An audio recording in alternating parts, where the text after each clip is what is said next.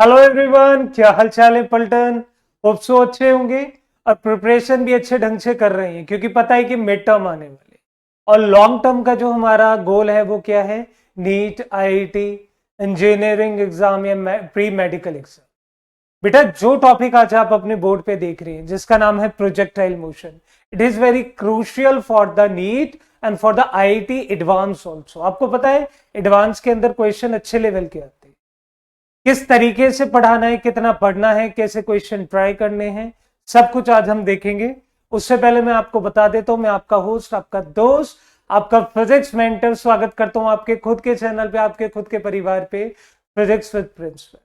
अब बच्चे, ये एक ऐसा चैनल है जहां पे कोई चीज एज अ सेल्समैन बेची नहीं जाती, केवल शिक्षा दी जाती है। तो जितने भी नीडी बच्चे हैं जो पढ़ना चाहते हैं, जो हमारे साथ इस पॉलिसी में इंक्लूड होना चाहते हैं, प्लीज उनके साथ ये शेयर करें। चलिए, without wasting further more time, हम शुरुआत करते हैं। Motion in a plane, projectile motion. जय हो नीम करोली वाले बाबा, मेरी इंस्पिरेशन आप भी बना। बेटा यहाँ पे एक टॉपिक है प्रोजेक्टाइल मोशन, लेकिन इस टॉपिक को पढ़ने से पहले हम किसी बारे में बात करेंगे।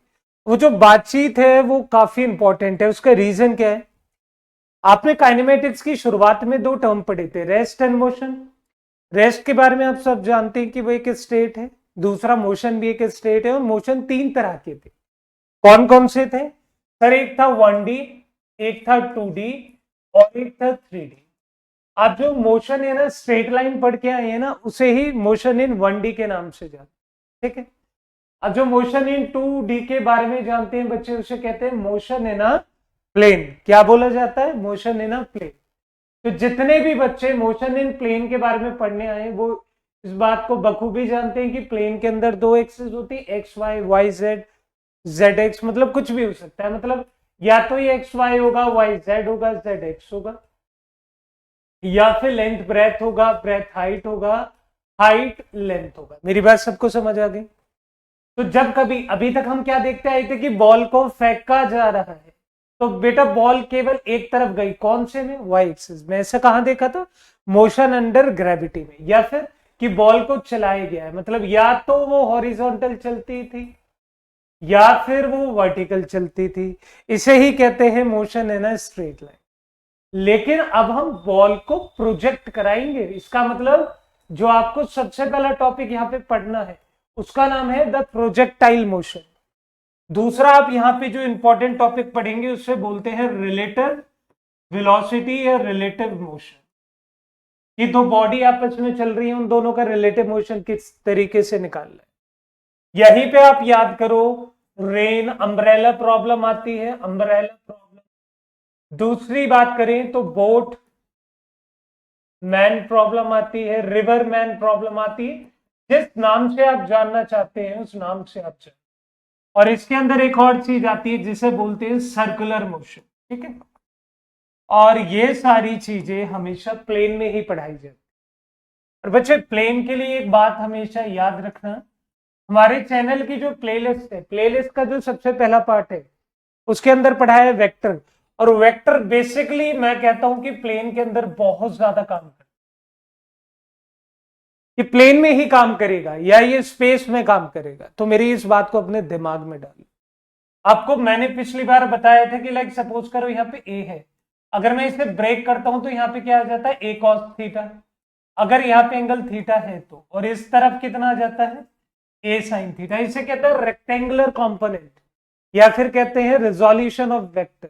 मेरी बात समझ आ रही है? कल को हम इन्हें जोड़ के एक बना देंगे तो कंपोजिशन ऑफ वेक्टर। इतनी बेसिक नॉलेज आपके लिए इंपॉर्टेंट है। डिटेल में पढ़ना चाहते हैं तो प्लेलिस्ट में वेक्टर को जाके खोल सकते हैं, समझ सकते हैं। आज वो प्रोजेक्टाइल के अंदर आते हैं कि बेसिकली प्रोजेक्टाइल है क्या। ओलंपिक 2020 में नीरज चोपड़ा जी ने जेवलिन थ्रो को कुछ इस तरीके से फेंका था। ये जेवलिन है, यहां से शुरुआत करा, कुछ इस तरीके से गया। चलो उनका जेवलिन बना देते हैं, क्योंकि यार वही तो था जो हमें गोल्ड मेडल दिलाई थे। ये बना दिया उनका जेवलिन। सर ऐसा कुछ वहां पे भी बन रहा है, बिल्कुल। वो एक छोटी सी फिगर है ताकि आपको कुछ चीज समझ आ जाए जो यहां नहीं आएगी। मैंने कहा कि वो जो जेवलिन फेंका था वो दो तरीके से फेंका था। वो वाई एक्सिस में भी गया था और वो एक्स एक्सिस में भी गया था। देखो वो y में भी जा रहा है, वो x में भी जा रहा है। आपको पता है कि ये काम हमेशा थीटा डिग्री एंगल पे होगा। दूसरी बात, किसी इनिशियल वेलोसिटी के साथ जा रहा है, लेकिन ये 2D मोशन है, इसलिए हम इसे दो पार्ट में क्या कर देंगे, डिवाइड कर देंगे, u cos थीटा और इधर कितना आ जाएगा u sin थीटा। जितने बच्चों को लगता है ना कि एक्स एक्सिस के साथ ही cos थीटा, ऐसा कुछ नहीं होता। जहां पे थीटा आएगा वहां पे cos थीटा आएगा। ये कभी भी इसेंशियल एक हार्ड एंड फास्ट रूल मत बना लेना कि एक्स एक्सिस के लिए ही cos थीटा बना। अब सपोज करो ये बॉडी यहाँ पे पहुंच गई, तो ये कुछ इस तरीके से बनेगा यहाँ पे, और यहाँ पे एंगल थीटा रहेगा, ये कितना हो जाएगा u cos थीटा, और ये कितना हो जाएगा u sin थीटा। देखो जहां जहां एंगल जा रहा है वहां u cos थीटा है। दूसरी बात, जो भी वेलोसिटी लोगे उसका अपना एक नाम होता है, उसका नाम होता है इंस्टेंटेनियस वेलोसिटी। क्या नाम होता है? इंस्टेंटेनियस वेलोसिटी, मतलब velocity at a point of time. और इसका जो डायरेक्शन है वो हमेशा टेंजेंशियली लिया जाता है। याद है कुछ, या भूल गए मेरे लड्डू गोपाल? देखिए इसका जो एंगल है वो हमेशा टेंजेंशियली लिया जाता है।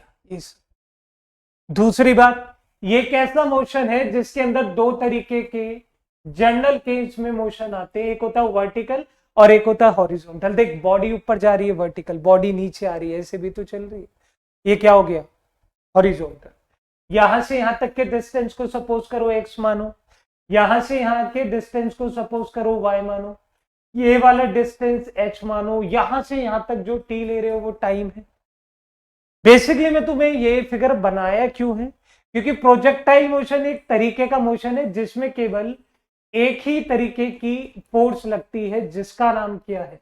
ग्रेविटी। अब यहां पे बच्चे बोलते हैं कि सर केवल ग्रेविटी लगती है, ऐसे कैसे?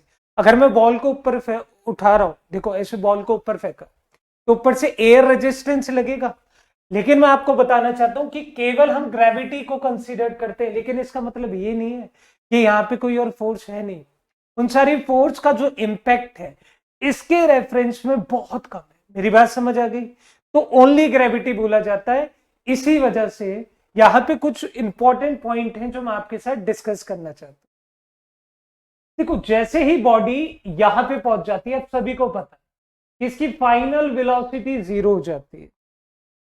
लेकिन यार ये इनिशियल है, ये फाइनल है, इसका मतलब फाइनल भी दो पार्ट में टूटेगी। भैया फाइनल को भी दो पार्ट में तोड़ोगे तो इधर आएगा Vx, इधर आएगा V। और मेरी कुछ बातों को अपने दिल दिमाग को इतना सक्षम बना लो कि दिमाग में घुस जाए। ऐसा क्यों है? कुछ ऐसे पॉइंट आने वाले हैं जो तुम्हारे लिए बहुत इंपॉर्टेंट है। देखिए पॉइंट नंबर 1 की बात करें, जो कि आपके बोर्ड पे लिखा हुआ है। सबसे पहले यहाँ पे क्या लिखा है? यहाँ पे लिखा है particle thrown in the air move under the force of gravity only. मतलब ग्रेविटी के इंपैक्ट में ही चलेगा उस बॉडी को। जैसे ये जैवलिन फेंका, उसे कहते हैं प्रोजेक्टाइल, और उस तरीके के मोशन को क्या कहते हैं? Projectile motion. दूसरी बात, ये एग्जाम्पल है 2D मोशन का, तो 2 पॉइंट कंप्लीट हो गए कि ओनली ग्रेविटी होती है। वो ओनली ग्रेविटी नहीं, मतलब उसका इंपैक्ट ज्यादा होता है। दूसरा, अब यहां पे बहुत सारी बातें, path is curved if acceleration is constant. बेटा आप लोगों ने अगर नहीं पढ़ा हो तो जाके पढ़ लेना। वेलोसिटी और एक्सेलरेशन के अंदर एक पॉइंट बताया था कि जहां पे एक्सेलरेशन कांस्टेंट होती है, जहां पे एक्सेलरेशन कांस्टेंट होती है वहां पे दो तरीके की पाथ बनती है बॉडी की, या तो स्ट्रेट लाइन होती है या फिर पैराबोलिक होती है। अब सबसे बड़ी बात है कि स्ट्रेट लाइन कब होगी, पैराबोलिक कब होगी। अब सोच के देखो, यहां पे एक पॉइंट लिखा है velocity is not parallel to the force. कल को एक डिब्बा है, डिब्बे को मैंने ऐसे फोर्स लगा के चलाया तो वेलोसिटी इधर है, ये दोनों पैरेलल है। मतलब जब वेलोसिटी और ये पैरेलल होंगी तो हमेशा लाइन कैसी बनेगी? Straight line. पाथ कैसी बनेगी? Straight line. लेकिन जब जब velocity is not parallel to force or force is not parallel to velocity, the path will always equal to what? Curved। क्योंकि कर्व कैसी भी हो सकती है, कोई सा भी कर्व हो सकता है, लेकिन यहां पे पैराबोलिक क्यों लिया है? उसकी ट्रेजेक्ट्री का प्रूफ हम बाद में देखेंगे। अभी आपके लिए केवल इतना है कि ये कर्व पाथ होती है और पैराबोलिक। मेरी बात समझ आ गई? ये दो पार्ट में डिवाइडेड है, हॉरिजॉन्टल प्लस वर्टिकल। और यहाँ पे एक चीज लिखी है, जनरल सेंस, क्योंकि भैया प्रोजेक्टाइल मोशन जनरल नहीं होता, ये 3 तरीके से होता है। 3 भी नहीं, 4 तरीके से होता है, उन चारों के बारे में हम लोग बात करें। दूसरी बात, the force is not acting in the horizontal motion, hence acceleration is 0। इसके विषय में तो देखो बात करना बनता है। आज कुछ भी पढ़ने से पहले मैं तुम्हें कुछ बातों को क्लियर कर देना चाहता हूं। आप सभी को पता है कि प्रोजेक्टाइल मोशन हमारा कुछ इस तरीके से जाता है कि यहाँ पे एक्स होता है और यहाँ पे वाई होता है। और दूसरी बात क्या है मेरे लाल, कि जो ये ऐसे इनिशियल जाती है तो इधर कितना आता है यू कॉस थीटा, और इधर कितना आता है यू साइन थीटा। इतनी बात सब जान चुके। अच्छा मुझे एक बात बताना जरा, सोच कर बता। तो सोचने के लिए दिमाग चाहिए, वो यूज आजकल हम कर नहीं रहे क्योंकि वीडियोस को देखते ही नहीं पूरा। बेटा एक बात बता, ये तो इनिशियल की बात थी, एक बॉडी इधर भी जा रही है और एक बॉडी इधर भी जा रही है। अगर यहाँ केवल ग्रेविटी लग रही है तो इसका मतलब एक ही वैल्यू जो लगेगी, मतलब ग्रेविटी तो नीचे लग रही है ना, अगर एक्सेलरेशन आएगा तो माइनस जी है ना। मतलब यहाँ पे अपर पोर्शन में जब भी वर्टिकल की बात चलेगी तो वर्टिकल में एक्सेलरेशन कैसा रहेगा, कांस्टेंट रहेगा। और अगर एक्सेलरेशन कांस्टेंट है तो हम इक्वेशंस का यूज कर सकते हैं। इस वाले केस में फोर्स कोई लगी नहीं रही, क्यों? ग्रेविटी केवल ऊपर से नीचे खींच रही है।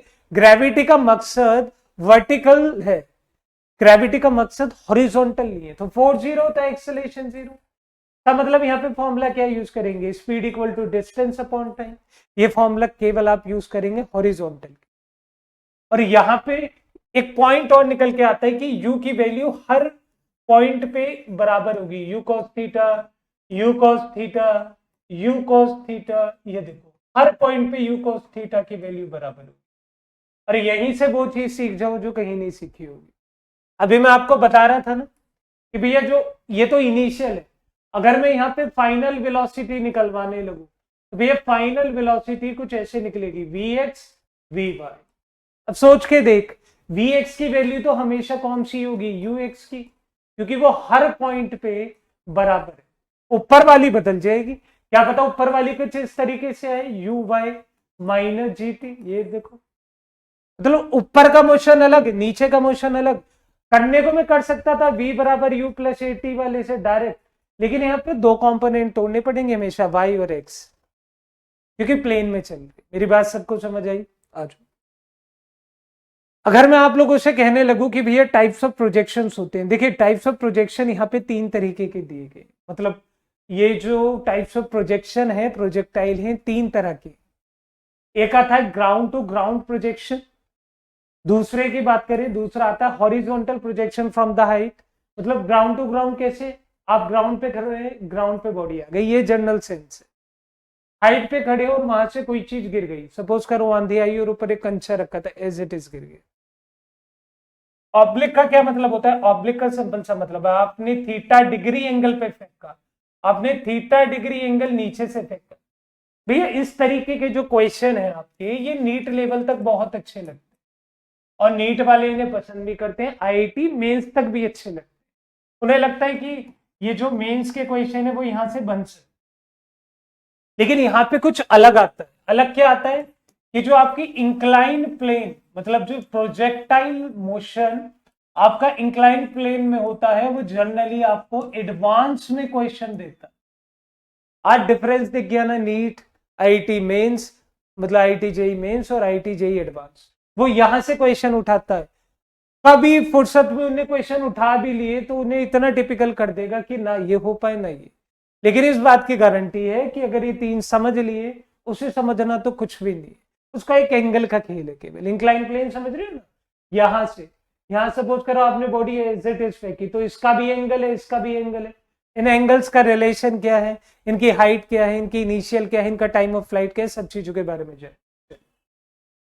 तो भैया आज ग्राउंड टू ग्राउंड की बात कर लेते हैं सबसे पहले तो, कि भैया ग्राउंड टू ग्राउंड होता क्या है। Ground to ground projection basically है क्या? अरे तुम कर चुके हो ग्राउंड टू ग्राउंड प्रोजेक्शन, अभी जो मैं तुम्हें पढ़ाता आ रहा हूं, पीछे जितनी भी फिगर बनाई है कुछ इस तरीके की कि ये y है, ये x है, ये ग्राउंड टू ग्राउंड प्रोजेक्शन ही तो है। नहीं पसंद आया, लो ये लो, बड़ा बना देते। ठीक है, कोई बॉडी है, उसे प्रोजेक्टाइल किया गया थीटा डिग्री एंगल पे, इसकी इनिशियल वेलोसिटी कितनी थी u, यहां पे कितना आया u cos थीटा, यहां पे कितना आया u sin थीटा। मेरी बात समझ आई?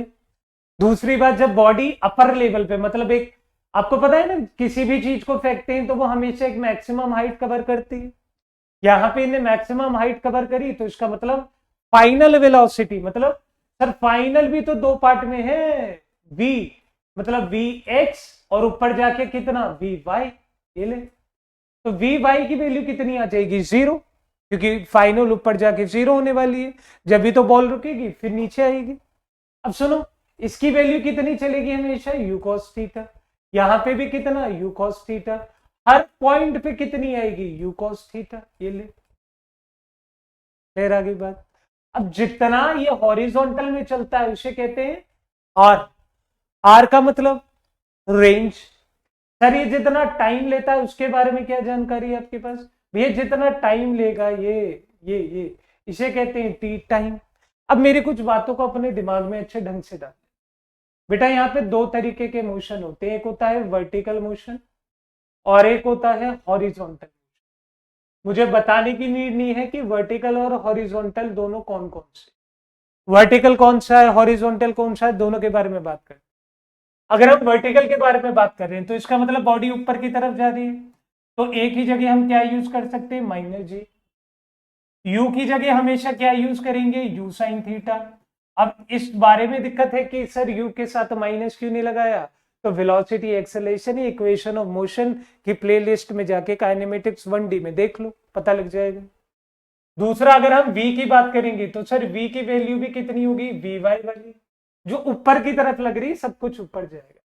और दूसरा, यहां पे हम इक्वेशन ऑफ मोशन का प्रयोग कर सकते हैं, मतलब अगर कल को कोई डायरेक्ट वैल्यू निकलवाने लगे तो y का फॉर्मूला कितना आ जाएगा, यह आ जाएगा u sine theta into t minus में हाफ जी टी स्क्वायर। ये देखो ये कैसे आया, s equal to half e t square plus u t से। और ये पूछने लगे कि यू साइन थीटा क्यों लिखा, तो सोचो कि बेस ही खत्म है। हॉरिजॉन्टल मोशन के अंदर एक्सेलरेशन 0 है, और जहां एक्सेलरेशन 0 होती है वहां पे सिंपल सा फॉर्मूला लगता है, स्पीड इक्वल टू डिस्टेंस। मतलब अगर मुझे कल को आर निकालने के लिए बोले तो टी की रिक्वायरमेंट क्या क्या क्या कैसी चीजें, सब के बारे में बात करें। मतलब यहां पे केवल स्पीड की वैल्यू मैं बता देता हूं, यू कॉस थीटा, और जो यहाँ पे डी है इसकी वैल्यू कितनी है, आर। यहां पे आप किसी भी तरीके से कोई इक्वेशन ऑफ मोशन का प्रयोग यूज नहीं कर सकते। अब जिसके लिए घबराते हैं, क्या उसके बारे में पढ़ ले कि भैया टाइम ऑफ फ्लाइट क्या होता है। अगर मैं आपसे कहने लगूं कि टाइम ऑफ फ्लाइट, तो बेसिकली टाइम ऑफ फ्लाइट, मैं फ्लाइट में था, भाई फ्लाइट वो होती है time period in which body remain in air. कल को आप शिकागो जा रहे हो इंडिया से, तो आप कहोगे मैं फ्लाइट में था, भैया फ्लाइट का टाइम वो होगा जब आप यहां से हवा में चले और वहां तक उतरने के प्रोसेस का जो टाइम था वो है। अब मानो कि मैंने एक ऐसी एज इट इज बॉडी बनाई, मैंने कहा तुम्हारी फ्लाइट यहां से चली यहां तक गई, तो आप समझ गए कि सर हमें क्या बताना चाहते हैं, कि सर जितना टाइम मैं यहां से लेके यहां तक ले रहा हूं, ये वाला टाइम, इसी को मैं क्या कहता हूं, टाइम ऑफ फ्लाइट, टी से डिनोट। क्लियर है? हाँ, यहां पे क्या होगा u, फिर वही सारी कावियात जो तुम्हें पता है, u cos थीटा, इधर कितना होगा u sin थीटा, सारी बातें तुम्हें पता। अच्छा, जब कुछ इस तरीके से प्रोसेस हम करते हैं तो तुम सबको एक बात और पता होगी मेरे लाल, कि ये टाइम दो पार्ट में डिवाइड है, मानो t1 और मानो t2। क्या मानो, t1 और t2। ऐसा क्यों? ऐसा इसलिए है क्योंकि यहां पे कोई एयर रेजिस्टेंस नहीं है। इसका मतलब जो T1 है वो टाइम ऑफ एसेंट है, मतलब जो चढ़ाई का टाइम है, और वो बराबर है T2 के, जो कि आपका क्या है, टाइम ऑफ डिसेंट, मतलब उतराई का, जहां से आप उतर रहे हैं। मेरी बात समझ है? ऐसा क्यों है? ऐसा इसलिए क्योंकि यहाँ पे कोई एयर रेजिस्टेंस नहीं है, तो जितना ऊपर जाने में लग रहा है उतने नीचे आने में लग रहा है। लेकिन मैंने मोशन अंडर ग्रेविटी के अंदर इसका स्पेशल केस करा रखा है जहां पे एयर रेजिस्टेंस लगता है, लेकिन वहां पे प्रोजेक्टाइल नहीं है। प्रोजेक्टाइल को इंक्लूड कर सकते हैं एज इट इज जैसे वहां पे। तो आप सोच के देखो, अगर मैं किसी एक का भी निकाल देता हूं तो टी इक्वल टू क्या कह सकते हैं, या तो T1 से निकाल लो या T2 से निकाल लो।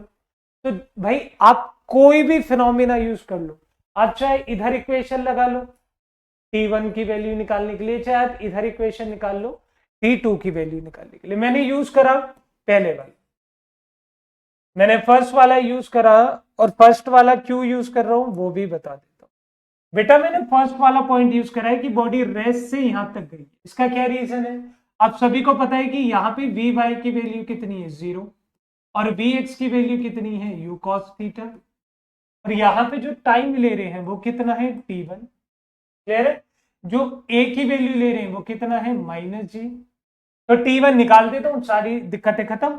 ऊपर जा रहे हैं तो u साइन थीटा, नीचे आ रहे हैं तो u कॉस थीटा, और ये वैल्यू कितनी है, थीटा। अच्छा निकाल के देखो, मैंने निकाला वर्टिकल मोशन है तो क्या लिखूंगा, v y is equal to u y plus 80। अब आपको पता है वी वाई की वैल्यू कितनी है, 0, और यू वाई की वैल्यू कितनी है, यू साइन थीटा।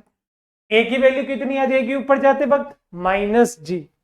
तो -g इंटू T1, तो यहां से T1 की वैल्यू कितनी आई, u साइन थीटा अपॉन में कितना, g।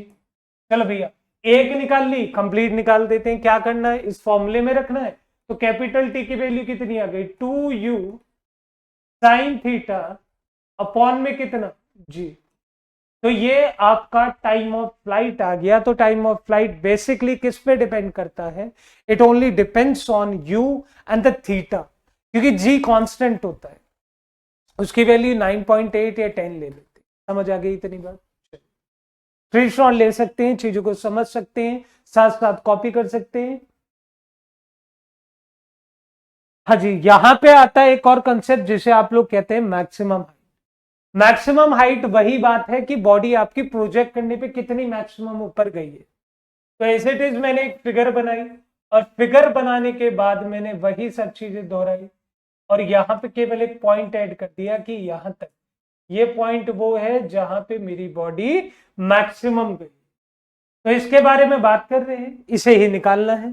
सारी चीजें आपको पता है, इधर u cos थीटा आएगा, इधर u साइन थीटा आएगा, आएगा ही नहीं, इतनी बात तो पता है। और आप सबको यहाँ पे भी पता है कि यहाँ पे वी वाई की वैल्यू कितनी है, 0, और वी एक्स की वैल्यू कितनी है, u cos थीटा। बेटा मैं तुम्हें आदत डलवा देना चाहता हूं कि y और x की टर्म में बात करूं, क्योंकि प्लेन मोशन चलिए अगर मैं यहाँ पे एक इक्वेशन लगाऊं, v square minus u square is equal to 2a, लेकिन सर यहाँ पे बॉडी कहाँ जा रही है, यहां से रेस्ट से स्टार्ट हुई है और कहां तक गई है, ऊपर तक। रेस्ट हम अप्लाई करते थे, तो सर इस इक्वेशन को बदल सकते हैं, v y square minus u y square equal to कितना, 2a h मैक्स। बाकी वैल्यू पुट कर दो, इसकी वैल्यू कितनी है, 0। यहां पे कितना आ जाएगा, u square sine square theta is equal to -2 into h max. भैया माइनस से माइनस कैंसिल हो जाएगा, एच मैक्स की वैल्यू हम लोग निकालना चाहते हैं।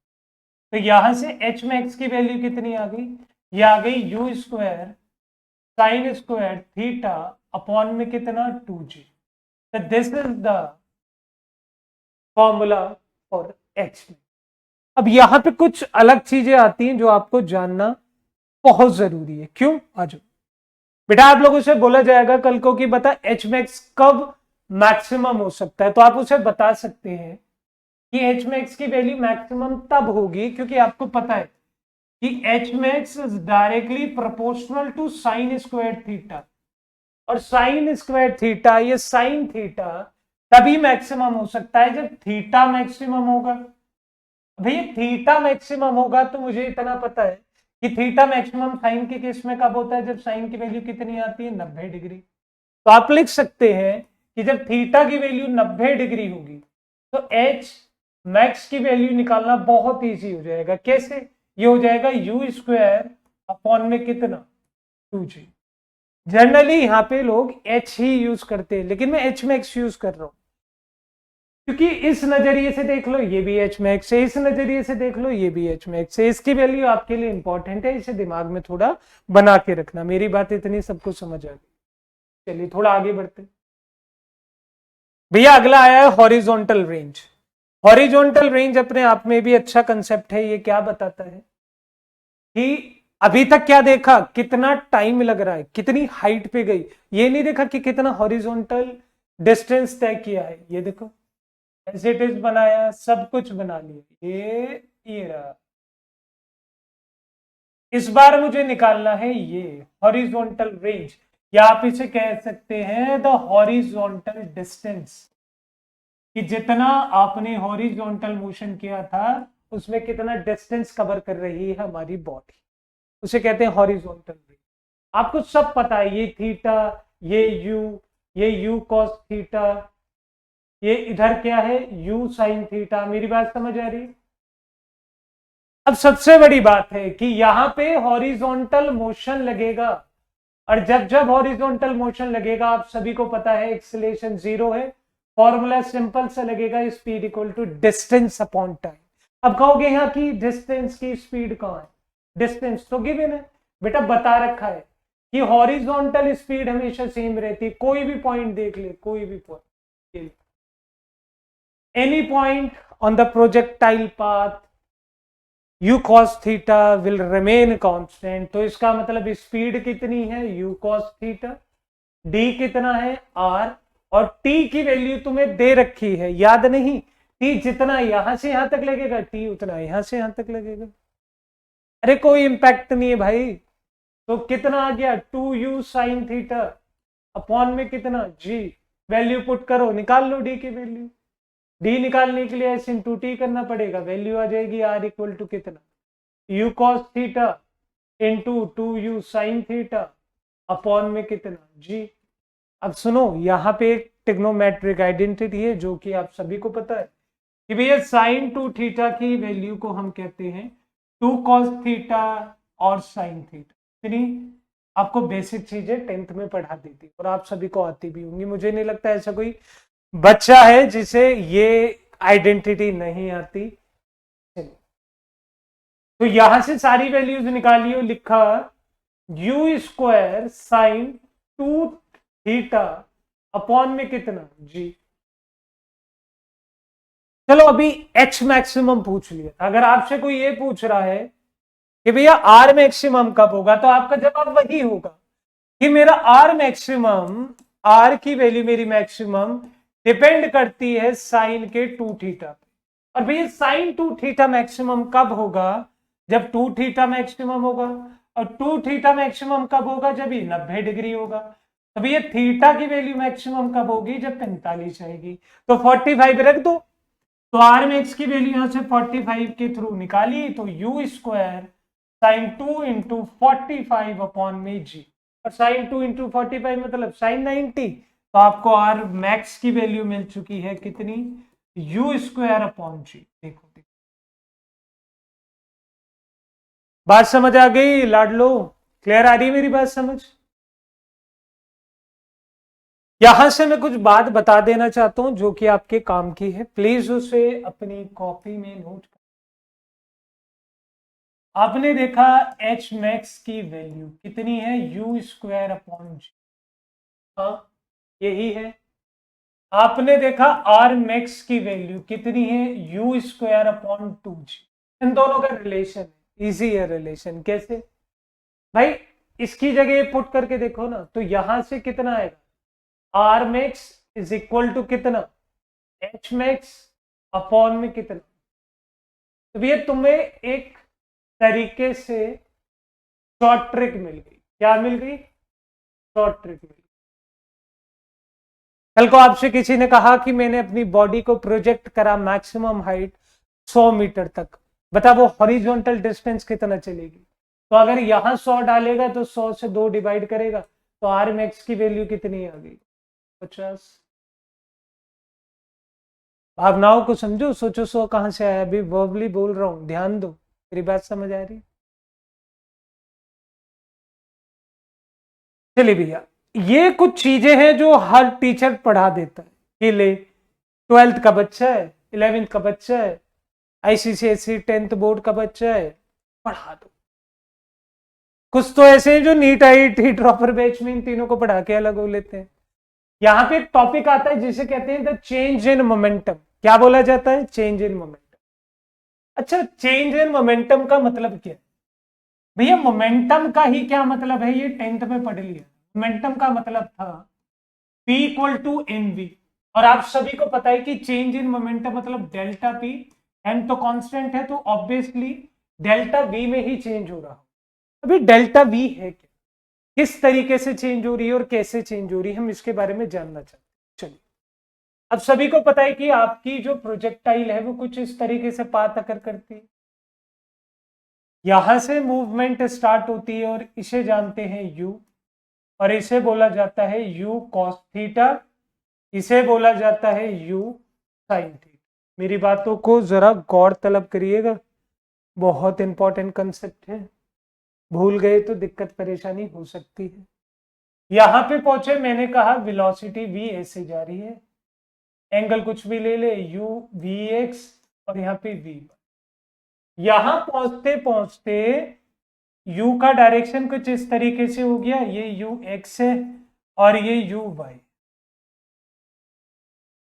समझ आई कुछ?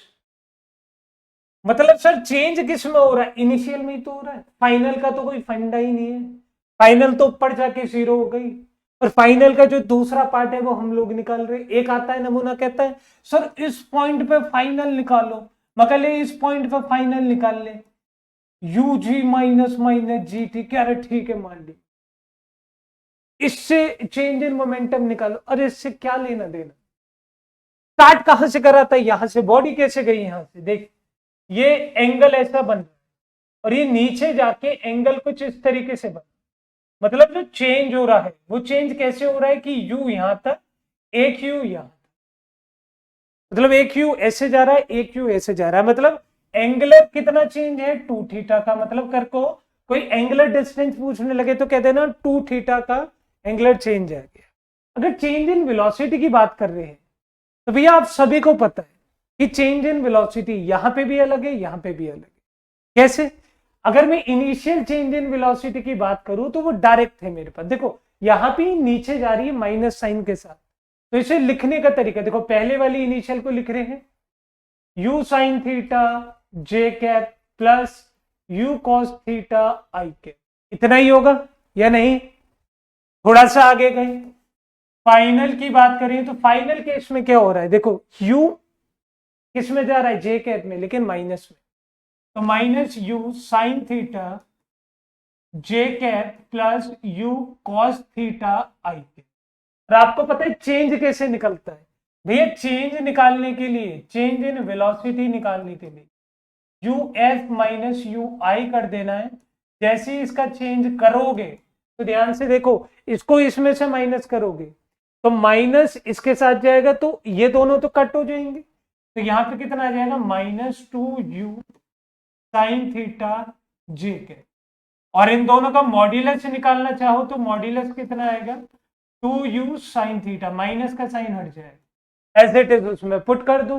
तो मतलब चेंज इन मोमेंटम कितना आ गया? चेंज इन मोमेंटम आ गया m इंटू डेल्टा v का वैल्यू।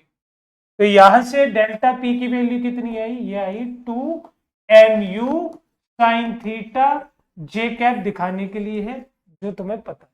मेरी बात सबको समझ आ गई? तो चेंज इन मोमेंटम हम कुछ इस तरीके से निकालते, देख लो। अब इनिशियल फाइनल